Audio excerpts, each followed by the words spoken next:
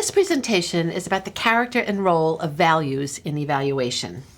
I'm typically referring to program evaluation in this presentation. That is the evaluation of public, private, and nonprofit interventions intended in some way, shape, or form to improve the character and quality of people's lives.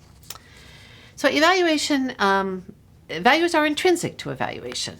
And that's an obvious statement when you look at the word evaluation, but they are under-discussed and under-recognized in the field and in the practice of evaluation. So this particular presentation is to try to correct that. Evaluation of programs is this social and technical practice of making warranted judgments about the quality of that program being evaluated through the collection of empirical data. The warrant is based on defensible empirical data and some fashion of selected criteria of quality, or what counts as program effectiveness in a particular context. This selection of the criteria of quality, or what counts as effectiveness, is a major, although not the sole, source of values and valuing in evaluation. Continuing with the presence of values in evaluation, evaluation often involves both descriptive and prescriptive valuing. Descriptive valuing is a characterization of the values that are present in the program and in the context. Prescriptive valuing is the evaluator and the evaluation itself advancing particular values either intentionally or by accident and without intention. My stance is that we should, as evaluators, be intentional and thoughtful and offer warranted defenses for the advancement of particular values. Even though we very rarely claim or name those, but this particular approach, this particular slideshow, this particular presentation is intended to encourage evaluators to do just that. It's not necessarily to encourage evaluators to advance the values that I would advance and the ones that I will illustrate in this presentation, because multiple value stances in evaluation are defensible and legitimate. Evaluation can serve multiple legitimate audiences. So where do values show up in evaluation? Pretty much everywhere, in all aspects of our practice, but most prominently in the characteristics that are listed on the slide.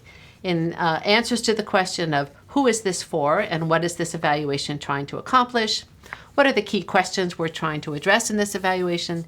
On the basis of what criteria will we judge a program to be of high quality and effectiveness? And fourth, the social relational dimensions of the evaluator's role. Relationships matter in evaluation, not just instrumentally, and they do that as well, but relationships can also contribute substantively to what is learned in an evaluation. So values are also part of that relational fabric of evaluation. I'm going to continue this conversation about values in evaluation with a bit of description of a values-engaged approach to evaluation that I have worked on for a decade or so, in theory and especially in practice. This approach really aims to provide direction for evaluators to be explicit and purposeful in the kinds of values that are promoted in their own evaluation practice. In the V approach that I have worked on and advocated, I have been working on promoting values that are related to the core principles of democracy. And I take this partly as from inspiration from my senior colleague, Ernest House, and his advancement of a democratic approach to evaluation. I'd like to read a quote from Ernie at this time.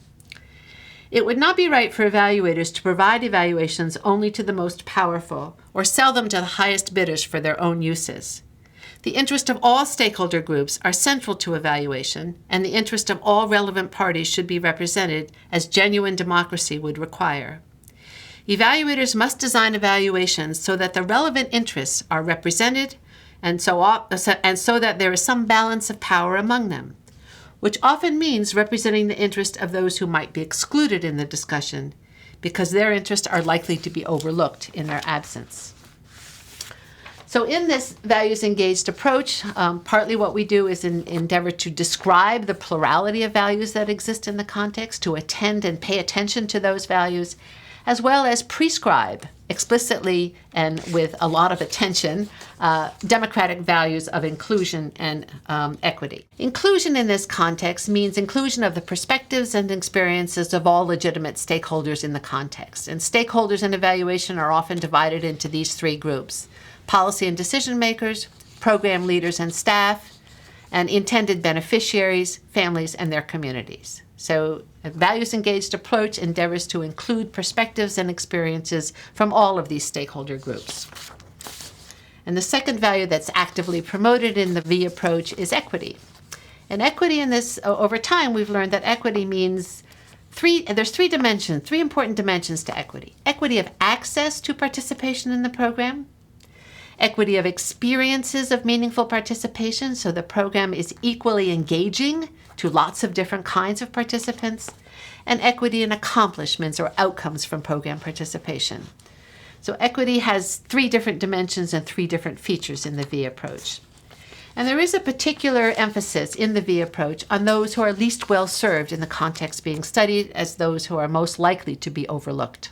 I'd like to give an example of the V approach in action with a hypothetical program. This is a partnership between the European Union and Google to provide global access to the World Wide Web by training local people in providing that access, starting with sub-Saharan Africa.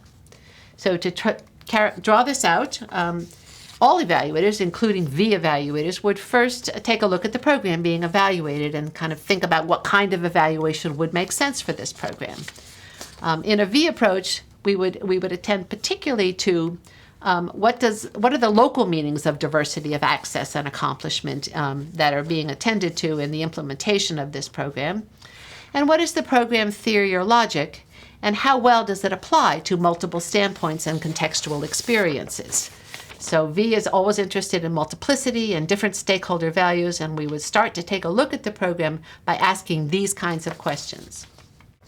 An evaluation purpose of this European Union and Google partnership would be likely to include, from a V approach, would be likely to include an interest in developing a deep contextualized understanding of the quality and effectiveness of this training program from diverse perspectives.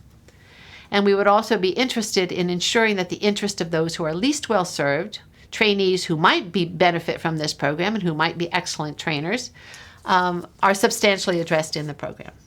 Evaluation audiences would include ideally all of those audiences of evaluation, the program community leaders and staff, program participants and families, decision makers, and the global technological community as well. Key evaluation questions and the kinds of criteria embedded in those questions that would be used to judge the effectiveness of this training program would include the following. What is the quality and match of the training program as designed and as experienced to trainee characteristics and contexts? Or in other words, not how well do trainees do in the program, but how well does the program show up in trainees' lives? What's the quality, magnitude, and contextual importance of the training program outcomes? And again, how well are the interests and well-being of those who are least well served in this context addressed by the program? A few notes on the evaluator role. This is back to the social relationships of evaluation, which matter very much to the implementation of a values-engaged approach. The kinds of things that would be relevant for V evaluators to consider in the social relational dimension would be partnerships with local evaluators, experts, and possibly volunteers, in order that credible and meaningful data collection can be conducted and that defensible interpretations of results are made. It is not always possible for an expatriate or a stranger to come into a local context and do this by him or herself. There would also be an effort for open forums for sharing evaluation results and inviting many different kinds of stakeholders to come and give their input and voice their views on what is being learned in the evaluation and what else might be learned. The evaluator role would actually be less about giving voice to others and more about adopting a stance of listening and learning. And I cite the recent PhD graduate from the College of Education at the University of Illinois, Mauricio Pino, for that idea. So in general, in summary, evaluation is the technical and social practice of judging the quality of a program based on empirical information and based on values. Values should be explicitly named and claimed by evaluators and actively integrated into the evaluation process. The values-engaged approach offers practical guidance in this domain, with explicit promotion of democratic values of equity and inclusion.